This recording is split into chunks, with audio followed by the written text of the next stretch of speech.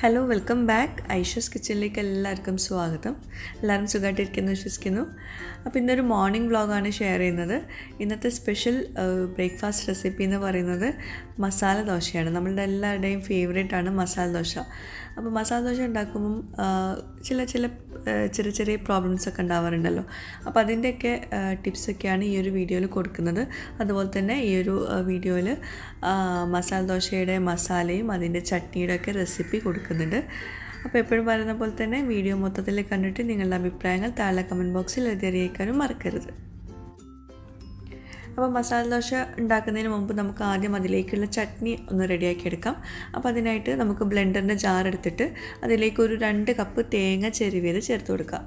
നമ്മൾ തേങ്ങ ചെരുവിയിട്ട് ഫ്രിഡ്ജിലേക്ക് വെക്കുന്നവരാണെങ്കിൽ തണുത്തത് ചേർത്ത് കൊടുക്കരുത്. ചട്നി അരക്കാൻ നല്ല റൂം ടെമ്പറേച്ചറിലുള്ള തേങ്ങ തന്നെ എടുക്കുക. തണുത്തത് എടുത്തിട്ടുണ്ടെങ്കിൽ പിരിഞ്ഞ പോലെ ഉണ്ടാവും. ഓക്കെ, അപ്പോൾ ഇനി അതിലേക്ക് ഒരു പിടി മല്ലിയില, പിന്നെ 2 പച്ചമുളക് വേണമെങ്കിൽ കൂട്ടുകയോ കുറയ്ക്കുകയോ ചെയ്യാം.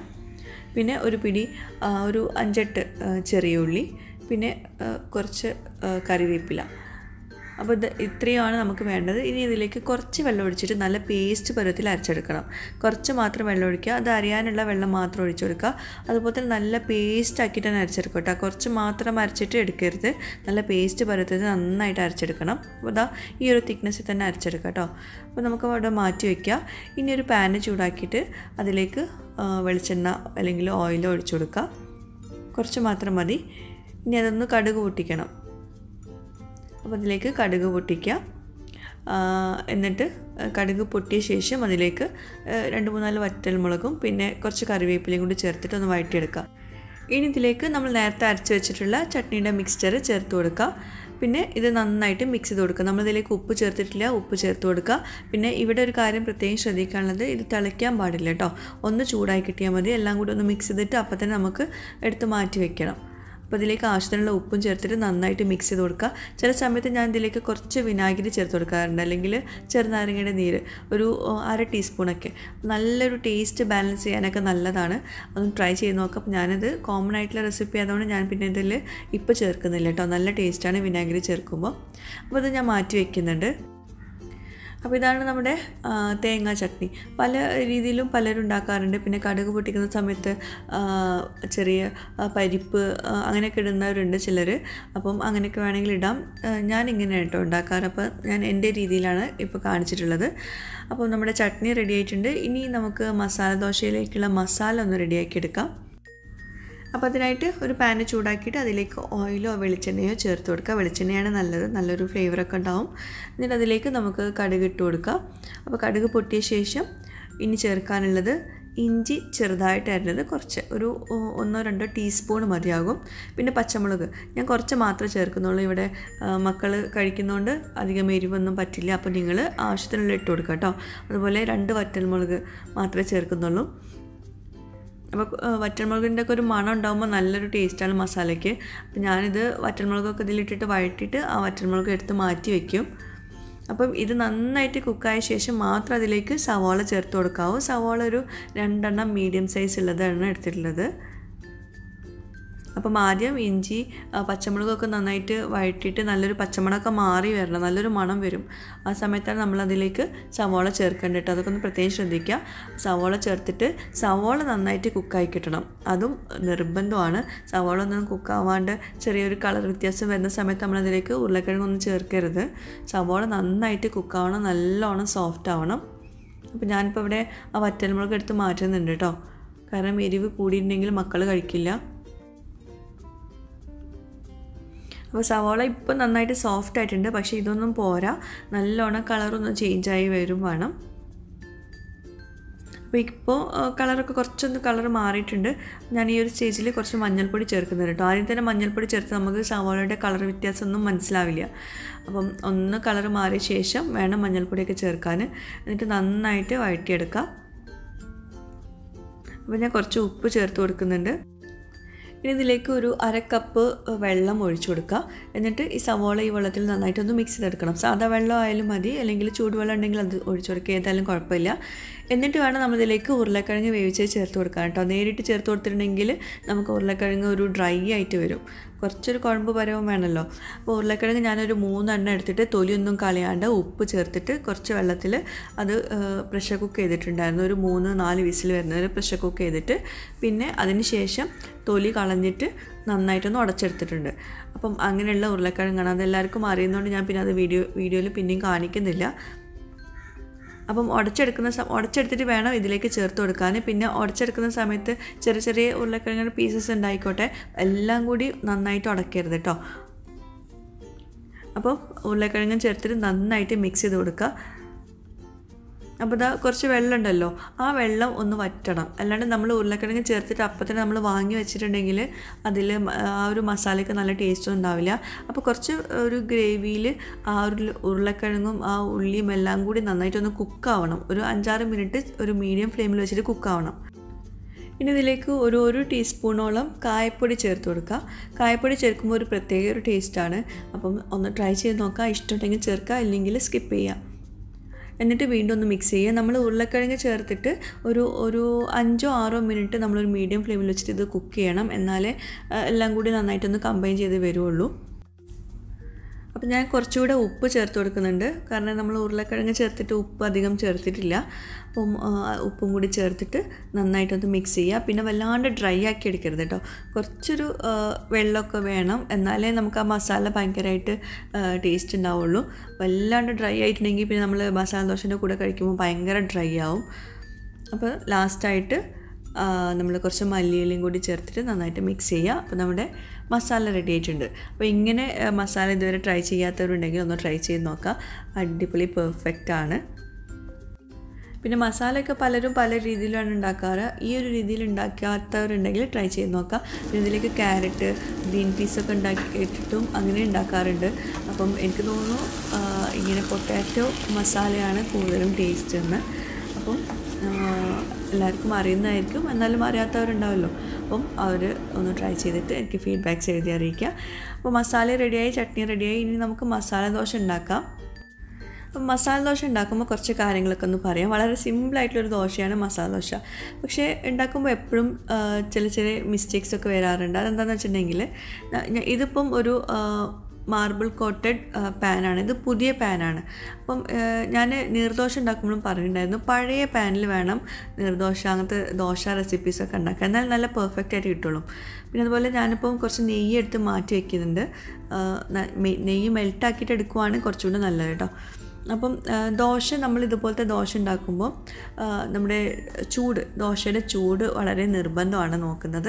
അതായത് ഒരു മീഡിയം ഫ്ലെയിമിൽ വെച്ചിട്ട് വേണം നമ്മൾ ദോശ ഉണ്ടാക്കിയെടുക്കാൻ. ഹൈ ഫ്ലെയിമിലും ലോ ഫ്ലെയിമിലും ദോശ നന്നാവില്ല. അതുപോലെ തന്നെ ഈ പാന് ചൂടായി കഴിഞ്ഞാൽ, ദോശച്ചട്ടി ചൂടായി കഴിഞ്ഞിട്ടുണ്ടെങ്കിൽ കുറച്ച് വെള്ളം ഒഴിച്ചിട്ട് ആ ഒരു ചൂടൊന്ന് നോർമലാക്കണം, ഈവൻ ആക്കണം, എല്ലായിടത്തും ഒരേപോലെ ചൂട് ആക്കണം. എന്നിട്ട് വേണം നമ്മൾ ദോശ ഒഴിച്ച് തുടങ്ങാൻ. നല്ല ഹൈ ഫ്ലെയിമിൽ വെച്ചിട്ട് ദോശ കുക്ക് ചെയ്തിട്ടുണ്ടെങ്കിൽ പെർഫെക്റ്റ് ആവില്ല. പിന്നെ ഇത് മാവ് ഞാൻ ഓൾറെഡി ഉണ്ടാക്കി വെച്ചായിരുന്നു. അപ്പോൾ മാവ് ഉണ്ടാക്കുന്ന എല്ലാവർക്കും അറിയുന്നുണ്ടാവും, അതാണ് ഞാൻ പിന്നെ വീണ്ടും കാണിക്കാത്തത്. അപ്പോൾ കുറച്ച് മാവ് എടുത്തിട്ട് ഒഴിച്ചു കൊടുക്കുക. അപ്പോൾ ചൂടൊക്കെ നോർമലാണോ നോക്കണം, എന്നിട്ട് വേണം ഒഴിക്കാൻ. ചൂട് നോർമലാണെങ്കിൽ നമ്മളിതിങ്ങനെ പരത്തുന്ന സമയത്ത് ഒരു കുഴപ്പമില്ലാണ്ട് ഇതുപോലെ ഈ ഒരു ചെറിയ ഹോൾസൊക്കെ വന്നിട്ട് ഇതുപോലെ ഇരിക്കും. ചൂട് എന്തെങ്കിലും വ്യത്യാസം ഉണ്ടെങ്കിൽ ഈ ഹോൾസ് വരില്ല. അതുപോലെ തന്നെ നമുക്ക് പരത്തുമ്പോൾ ചിലപ്പം അത് എന്താ പറയുക, പാനിൽ നിന്ന് വിട്ടൊക്കെ പോരും. അപ്പോൾ അതിൽ ഉള്ള പ്രശ്നങ്ങളൊക്കെ ഞാനിപ്പോൾ ഈ ഒരു വീഡിയോയിൽ പറയുന്നത് കേട്ടോ. അപ്പോൾ ഇങ്ങനെ പരത്തി കൊടുക്കുക. എന്നിട്ട് ഫ്ലെയിം മീഡിയം ഫ്ലെയിമിൽ തന്നെ വെക്കണം. പിന്നെ പാനിൻ്റെ ചൂട് ശ്രദ്ധിക്കുക. അതുപോലെ നമ്മൾ പാൻ എടുക്കുമ്പം എപ്പോഴും പഴയ പാന്, ഇരുമ്പിൻ്റെ ചട്ടി, അതൊക്കെയാണ് നല്ലത് മസാല ദോശ ഉണ്ടാക്കാൻ. നമ്മൾ നോൺ സ്റ്റിക്ക് പാനിൽ മസാല ദോശ ഉണ്ടാക്കി അത്ര പെർഫെക്റ്റ് ആണെന്നില്ല. ഇത് മാർബിൾ കോട്ടഡ് നോൺ സ്റ്റിക്ക് തന്നെയാണ്. പക്ഷേ ഇത് പുതിയ പാനാണ്, അതുകൊണ്ട് തന്നെ അതിൻ്റേതായ ലിമിറ്റേഷൻസ് ഉണ്ട്. അപ്പം ഇത് ഫസ്റ്റായിട്ട് ഞാനിപ്പം ഈ ഒരു പാനിൽ മസാല ദോശ ഉണ്ടാക്കുന്നത്. അപ്പോൾ എന്തുകൊണ്ടോ നന്നായി കിട്ടി. ചില സമയത്ത് നന്നാവാറില്ല കേട്ടോ. അതായത് ഞാൻ എപ്പോഴും യൂസ് ചെയ്യുന്ന ദോശൻ്റെ ചട്ടി ഉണ്ടല്ലോ, അതിലുണ്ടാക്കിയാലേ നന്നായിട്ട് കിട്ടാറുള്ളൂ. അപ്പോൾ ഇതാ മാവൊക്കെ നന്നായിട്ട് ഡ്രൈ ആയ ശേഷം അതിലേക്ക് ഞാൻ കുറച്ച് നെയ്യൊന്ന് സ്പ്രെഡ് ചെയ്ത് കൊടുത്തിട്ടുണ്ട്. നെയ്യ് ഉണ്ടാകുമ്പോഴാണ് ആ ഒരു ദോശ ടേസ്റ്റി ആവുന്നത്. പക്ഷേ നെയ്യ് ചേർക്കുമ്പോൾ നമ്മൾ വേറൊരു കാര്യം ശ്രദ്ധിക്കാനുള്ളത്, നെയ്യ് ചേർത്ത് കഴിഞ്ഞാൽ ദോശയുടെ പാനിൽ നെയ്യായല്ലോ, അപ്പം നമ്മൾ നെക്സ്റ്റ് ദോശ ഉണ്ടാക്കുമ്പം ആ ഒരു രീതിയിൽ നമുക്ക് പരത്താൻ പറ്റില്ല. മാവ് ഒഴിച്ചിട്ടുണ്ടെങ്കിൽ നമുക്ക് പരത്താൻ പറ്റില്ല. അപ്പോഴേക്കും പാനിൽ നിന്ന് വിട്ട് പോരുന്ന പോലെ നമുക്ക് തോന്നും. അത് ആ നെയ്യ് ഉള്ളതുകൊണ്ടാണ്. അപ്പോൾ നമ്മൾ അടുത്ത ദോശ ഉണ്ടാക്കുമ്പോൾ ശ്രദ്ധിക്കാറുണ്ട്. അത് ഞാൻ അടുത്ത ദോശ ഉണ്ടാക്കുന്ന സമയത്ത് പറയാം. അപ്പോൾ ഇതുപോലെ ഒന്ന് ഗോൾഡൻ കളർ ആകുമ്പോൾ നമുക്കതിലേക്ക് നടുക്ക് കുറച്ച് മസാല വെച്ച് കൊടുക്കാം. പിന്നെ മസാല ദോശ അത്യാവശ്യം ഭയങ്കര ക്രിസ്പി ആയിട്ട് ഇഷ്ടമുള്ളവർ ആ ചൂടൊന്ന് അത്രയും നേരം ഒന്ന് ചൂടാക്കിയ ശേഷം വേണം എടുക്കാൻ. ഞാനിപ്പോൾ അതാ ഈ ഒരു സ്റ്റേജിൽ എടുക്കുന്നുണ്ട് കേട്ടോ. വല്ലാണ്ട് ക്രിസ്പി ആയിട്ടുണ്ടെങ്കിൽ കുട്ടികൾക്കൊന്നും കഴിക്കാൻ പറ്റില്ല. അപ്പം ഞാനത് എടുത്തിട്ട് മാറ്റുന്നുണ്ട്, അത്രേ ആക്കുന്നുള്ളൂ. അപ്പോൾ നെക്സ്റ്റ് ദോശ ഉണ്ടാക്കുമ്പോൾ വീണ്ടും ഇതുപോലെ വെള്ളം ഒന്ന് കുടഞ്ഞിട്ട് പാനിൻ്റെ ചൂട് ഈവനായിട്ട് ആക്കണം. വെള്ളം കുടഞ്ഞ ശേഷം ഇതുപോലൊരു പേപ്പർ വൈപ്സോ അല്ലെങ്കിൽ ടിഷ്യൂ വെച്ചിട്ട് നന്നായിട്ട് വൈപ്പ് ചെയ്ത് കളയണം. എന്നിട്ട് നമ്മൾ മാവ് ഒഴിക്കേണ്ടത് ഫ്ലെയിമിൽ നിന്ന് മാറ്റിയിട്ട് വേണം മാവ് ഒഴിക്കാൻ കേട്ടോ.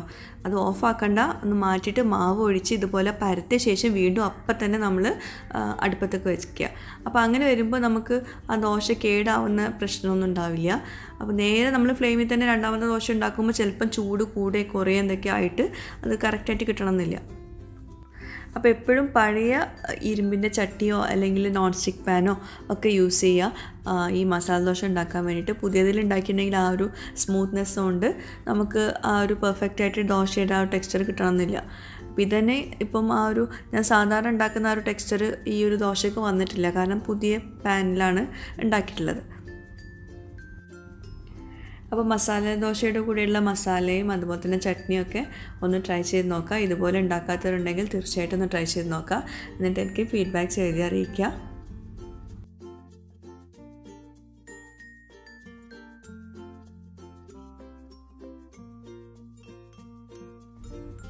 പിന്നെ നമ്മുടെ ഐഷാസ് കിച്ചൻ ചാനൽ ഇതുവരെ സബ്സ്ക്രൈബ് ചെയ്യാത്തവരുണ്ടെങ്കിൽ നിങ്ങൾക്ക് ഈ ചാനൽ ഇഷ്ടമാവുന്നുണ്ടെങ്കിൽ ഒന്ന് സബ്സ്ക്രൈബ് ചെയ്യണേ.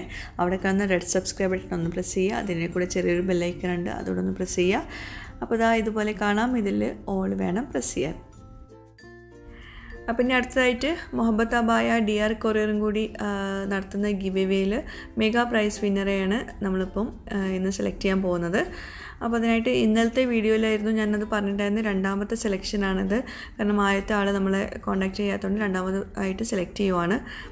അപ്പം നമുക്ക് ഇന്നലത്തെ വീഡിയോത്തെ ലിങ്ക് നമുക്ക് കമൻറ്റ് പിക്കറിൽ കോപ്പി ചെയ്യാം. ഇനി എത്ര കമൻറ്റ്സ് ഉണ്ടെന്ന് നോക്കാം ഇന്നലത്തെ വീഡിയോയിൽ. അപ്പോൾ ഇതിൽ ഈ ഒരു വിന്നർ ഇന്ന് എന്നെ കോൺടാക്റ്റ് ചെയ്യാൻ ശ്രദ്ധിക്കുക കേട്ടോ. ഇന്ന് വൈകിട്ട് ആകുമ്പോഴേക്കും കോൺടാക്റ്റ് ചെയ്യുക. നാളെ രാവിലെ ആകുമ്പോഴേക്കും കോൺടാക്റ്റ് ചെയ്തിട്ടില്ല എന്നാണെങ്കിൽ ഞാൻ വേറെ ആൾക്ക് കൊടുക്കുന്നതായിരിക്കും. വേറെ ആളെയും കൂടി സെലക്ട് ചെയ്ത് വെച്ചിട്ടുണ്ട്. അപ്പോൾ നമുക്ക് ഈ ഒരു ഗിവ് അവേ കഴിഞ്ഞിട്ട് വേണം അടുത്തത് തുടങ്ങാൻ. അടുത്തത് നെക്സ്റ്റ് വീഡിയോയിൽ അടുത്ത ഗിവ് അവേ തുടങ്ങുന്നതായിരിക്കും കേട്ടോ. അപ്പോൾ ഇതിൽ ഏകദേശം എത്ര കമൻറ്റ്സ് ഉണ്ടെന്നാണ് നോക്കുന്നത്. അതുപോലെ തന്നെ നമ്മളിപ്പം ഈ ഒരു വിന്നറെ സെലക്ട് ചെയ്യുമ്പോൾ ഒരേ പേരിൽ തന്നെ കുറേ പേരുണ്ടാവുമല്ലോ. അപ്പോൾ നിങ്ങളാണോ വിന്നറിന് നിങ്ങൾ നോക്കാൻ വേണ്ടിയിട്ട് ആ ഒരു സെയിം പ്രൊഫൈൽ നെയിമും അതുപോലെ സെയിം കമൻറ്റും ആണോ എന്ന് നോക്കിയിട്ട് വേണം എനിക്ക് കോൺടാക്റ്റ് ഡീറ്റെയിൽസ് അയച്ചു തരാൻ കേട്ടോ. പലരും അങ്ങനെ മുമ്പ് അയച്ചിട്ടുണ്ടായിരുന്നു, ഞാനാണോ വിന്നറെന്ന് ചോദിച്ചിട്ട്. അപ്പം ചെറിയ ചെറിയ പേര് ചിലപ്പം ഏകദേശം ഒരുപോലെ ആയിരിക്കും, പക്ഷേ നിങ്ങളിട്ട കമൻറ്റ് എല്ലാം സെയിം ആവണമെന്നില്ലല്ലോ. അപ്പം കമൻറ്റ് കൂടി നോക്കിയിട്ട് വേണം നിങ്ങൾ എന്നെ കോൺടാക്റ്റ് ചെയ്യാൻ. അത് നോക്കട്ടോ. അപ്പോൾ ഇന്നലത്തെ വീഡിയോയിൽ ഇത്രയും കമൻറ്റ്സ് വന്നിട്ടുണ്ടായിരുന്നു. 3015 പേര് കമൻറ്റ് ചെയ്തിട്ടുണ്ടായിരുന്നു. അപ്പോൾ അതിൽ നിന്നാണ് നമ്മൾ എന്നും സ്ഥിരമായിട്ട് കമൻറ്റ് ചെയ്യുന്നവരെ ആണ് ഈ ഒരു പ്രൈസിന് നമ്മൾ ചൂസ് ചെയ്യുന്നത്. അപ്പോൾ അതിൽ നിന്ന് നമുക്ക് ഒരാളെ സെലക്ട് ചെയ്യാം. അപ്പം ഫെബി റൌഫ്, മാഷാ അല്ലാ എന്ന് മാത്രമേ എഴുതിയിട്ടുള്ളൂ, ഫെബി റൌഫ്. അപ്പം ഫെബി റൌഫാണ് ഇന്നത്തെ നമ്മുടെ ഗിവ് അവേ വിന്നർ. അപ്പോൾ പെട്ടെന്ന് തന്നെ കോൺടാക്ട് ചെയ്യാം കേട്ടോ. കൺഗ്രാറ്റ്സ് ഫെബി.